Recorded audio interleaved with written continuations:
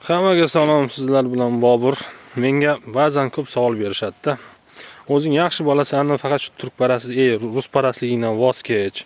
Shu Lenin bobo, Stalin bobo degan gaplaringdan voz kech. Va shu gaplaringdan nima uchun voz kecha olmaysan deyshadi-da. Men esa ularga shu savol, bu narsaga shu video bilan javob beraman. İzmir'in dağlarında çiçekler açar. İzmir'in dağlarında çiçekler açar. Altın güneş gibi sırmalap saçar. Altın güneş gibi sırmalap saçar.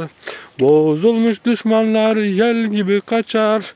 Bozulmuş düşmanlar yel gibi kaçar. Yaşa Mustafa Kemal Paşa yaşa. Adin yazılar mücevher taşa. Afsuski biz o'zbeklar shunday qo'shiq ayta olmaymiz. Nima uchun? Chunki bizning bitta Mustafa Kemal Atatürk'imiz yo'qdir. Agar bizning o'zbek millatining bir Mustafa Kemali bo'lsaydi, biz hech bir zaman Lenin bobo, Stalin og'a degan gaplarni gapirmasdik. Afsuski bizning haligimizda, tariximizda faqat kechgan, ayniqsa mana xonlar, beklar, amirlar bor-ku, eng so'ngilari. Ruslar bosib olgan vaqtdagi hammasini hech birini bir faxrlanishga arziydigan bir aligisi yo'q.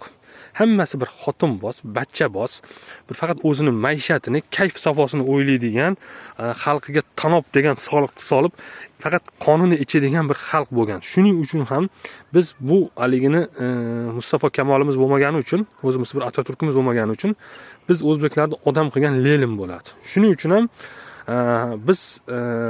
men bu Lenin Stalin mavzusidan voz kecha olmayapman. Bu bir. Ikkinchidan, bugungi temaning ma'nosi Mustafa Kemal Atatürk'dir. Men bu insonni qaradim, o'zbeklar meni taniydi deb o'ylardim, chunki men o'zim 7 yil Turkiyada yashadim va Turkiyada yashamasimdan oldin men Mustafa Kemal haqida juda ham yaxshi bir ma'lumotga ega edim. Oddiy misol shulardan bittasi, men 4 yo 3-sinf bola edimda, где-то 10 yashar bola edim. Haligi bitta qog'ozlar bo'lardi bilasangiz, salafanga o'xshagan. O'shan bilan odamlarga rasmlarni ustiga bossang chizilardi. Men o'shanda Turkiyaning haritasini chizganman va eng qizig'i o'sha paytda menga bir kitob qo'limga tushib qoldi, tarixiy kitob, va o'sha haqida men o'qib chiqdim. Dedimki, ya'ni qiziqardim tarixga va o'sha kitobni o'qiganimda o'shanda tushunganman Mustafa Kemal Atatürk'ni qanchalar buyuk, qanchalar bir haligi yaxshi inson bo'lganini, qanchalar bir vatanparvarligini men o'qiganimda ko'zlarimga yosh kelgan, bilasizlarmi? Ko'zlarimga yosh kelgan. Men 10 yoshar bola edim. Men hali kelajakda Turkiyaga boraman, 7 yil umrim o'tda o'tadi degan bir tushuncham yo'q edi. Lekin ilk dafo qo'limga kitob o'qib, o'sha Mustafa Kemalni o'qiganimda qoyil qolganman va o'zimizni tarixga qarab turib achinganman-da. Qaniydi bizdan ham bitta Mustafa Kemal chiqsaydi deganman. Men nima uchun bu gaplarni aytyapman? Ko'pchilik Mustafa Kemalni tanimaydi deganimning asosiy sababi, ba'zi haligilarda ko'rib qoldim, dinparast arab tuqullari Mustafa Kemalni yomonlashadi. U inson bizni haligi qildi, nima deydi? Shariatni qoldirdi, xilofatni qoldirdi, bizni nima deydi? Turkiyani zamonaviy haligi qildi deydi-da. Agar bu insonlar o'zi asli xoin insonlar. Tushunyapsizlarmi? Mustafa Kemal qanday inson desalar, men sizga shuni aytaman. U inson bir general, bir ofitser. Faqat general bo'lishdan oldin u haligida polkovnik zvaniyasida o'sha Chanaqqal'da qilgan qahramonliklari, uni hammamiz bilamiz. Lekin Mustafa Kemal Atatürk o'sha birinchi o'zini ko'rsatgan yer o'sha Chanaqqala bo'ladi, Gallipoli yarimoroli, ya'ni o'sha yerda askarlarga shunday xitob etgan: "Men sizlarga hujum qilish amrini bermayman. Men sizlarga o'lim amrini beraman" degan. Mana shu yerdan degan, to o'lmaguningizcha degan chekinmaysizlar degan. Paka biz o'larkan orqamizdan yangi mudofaa tuziladi va shu shaklda biz dushmanni to'xtatamiz degan. Eng qizig'i, imina o'sha inglizlarda eng udarniy kuchi bo'lgan anzaklar bilan imina Mustafa Kemalni o'sha otryadi jang qilgan va eng qizig'i Mustafa Kemalni otryadi u yerda g'alaba qozongan. Tushunyapsizlarmi? Ya'ni anzaklarni butun planini buzgan. Butun inglizlarni, даже o'sha general Harrington o'sha yerda chichib qo'ygan, deganki, "Ix, bilat" degan, "Men kim bilan kurashyapman" degan. Yonimdagi, qarshimdagi odam kim degan, tushunyapsizlarmi? Qarshidagi odam bir polkovnik, ya'ni Yarbay deyshadi, haligi turkchasiga aytganda, polkovnik Mustafa Kemal Atatürk'da. Va eng qizig'i, u yerda u pasha, ya'ni general unvoniga erishgan. General unvoniga erishgandan keyin uni avvaliga Kavkaz frontiga jo'natgan, undan keyin Suriya frontiga jo'natgan va eng qizig'i Suriya frontida u arablarning xiyonatini ko'rgan. Arablarni inglizlarga aligi qilib, Usmoniylarga qarshi qanday xiyonat qilganini ko'rgan va o'sha yerda insonlarga asosan arablar din tarafidan kelgan. Chunki o'sha paytda Usmoniylarga xiyonat qilgan arablarning boshida Sharif Husayn, ya'ni Sharif degan Husayn degan odam bo'lgan. Sharif Husayn aynan dinni qo'llanaroq turklarga nisbatan daji jihod e'lon qilgan. Tushunyapsizlarmi?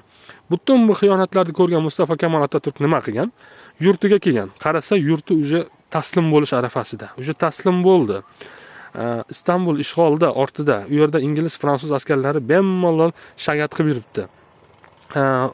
Fransuzlar Turkiyaning janubiy hududlarini, hozirgi Qahramonmarash degan shahar bor, u yerlarda italyanlar Antaliyani, yunonlar Izmirni, ya'ni o'sha vaqt Smirna deyilgan, inglizlar esa Istanbulni ishg'ol qilgan bo'lgan. O'sha payti xalq oyoqlanishni boshlagan. Xalq o'sha isyon qilishdi, qo'lga qurol olib paka jang qilishni istagan. Ammo eng qizig'i, eng ajoyibi, haligi dinparastlar bilan boshqarilayotgan Istanbul, o'sha vaqtda Sulton Vahididdin o'zini haligi islom xalifasi deb nomlagan Vahididdin qo'rqoq nima qilgan?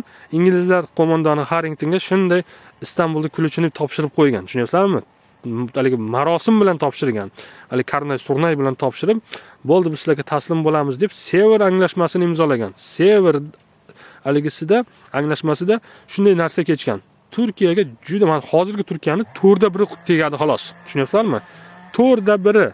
Lekin bunga xalq norozi bo'lgan va eng qizig'i isyon chiqqan. Isyonlar imini Qora dengiz bo'ylaridan kelgan. Qora dengiz bo'ylariga Sulton Vahididdin Atatürkni jo'natgan. Ya'ni Atatürk emas edi u vaqtda, Mustafa Kemal Pasha deylik. Mustafa Kemal Pashani jo'natgan. O'shanda Mustafa Kemal Pasha borib, xalqni ko'rib shunday degan: "Ey xalqim" degan. Ortiq degan sulton yo'q degan. Ortiq degan u dinparast amaldorlar, shayxul islomlar yo'q degan. Ortiq degan biz bormiz degan. Hammalaring to'planinglar, men sizlarga liderlik qilaman, jang qilamiz degan va o'sha janglarda o'z vatanini, o'z xalqini, o'z millatini himoya qilgan, soni oxirigacha himoya qilgan. Shunchalar himoya qilganki, bu yo'lda hech narsani ayamagan. Tushunyapsizlarmi? Kerak bo'lsa kommunistlar bilan ham sotrudnичество qilgan va shunday qilib u janglarda polni yengib chiqib Turkiyani ozod qilgan. Bu haqida juda ham ko'p video qilsam bo'ladi aslida, lekin uje vaqt o'tib ketyapti, 8 minutga qarab ketyapti. Shunday ekan, Mustafa Kemal Atatürk bo'lmagani uchun ham biz xalq savodsiz bo'lib qoldi. Mustafa Kemal Atatürk o'sha birinchi Turkiyaning prezidenti bo'lib, birinchi Turkiya Jumhuriyati deydi, ya'ni Turkiyaning birinchi respublikasini yaratgandan keyin prezident bo'lgan va eng qizig'i familiya yaratishni boshlagan. Va unga Atatürk familiyasini Turkiya Buyuk Millat Majlisi, ya'ni parlament bergan. Tushunyapsizlarmi? Parlament uni shunday deb atashgan. Shunday ekan, Mustafa Kemal Atatürkni hurmat qilinglar. O'z vatani uchun kurashgan, o'z ideologiyasi uchun kurashgan va bu yo'lda, ya'ni butun sog'lig'ini, butun umrini bergan insonni hurmat qilish aslida farzdir. Mening nazarimda bu prosta farzdir. Tushunyapsizlarmi? Ya'ni Mustafa Kemalni hurmat qilishga hammalaring majbursizlar. Chiqib o'zlaringcha haligi yo'q unday edi, yo'q shunday edi, yo'q u bizda dinga qarshi chiqdi. U dinga qarshi chiqmagan. U menga o'xshagan zamonaviy musulmon bo'lgan. Tushunyapsizlarmi? U faqat shuni istagan. Men turkman, men turkcha o'qay degan. Turkcha o'qib ma'nosini tushunay degan. Tushunyapsizlarmi? Va eng qizig'i hozirgi zamonaviy Turkiyani rivojlantirgan, shakllantirgan, uni fundamentini qo'yib ketgan odam Mustafa Kemal Atatürk bo'ladi.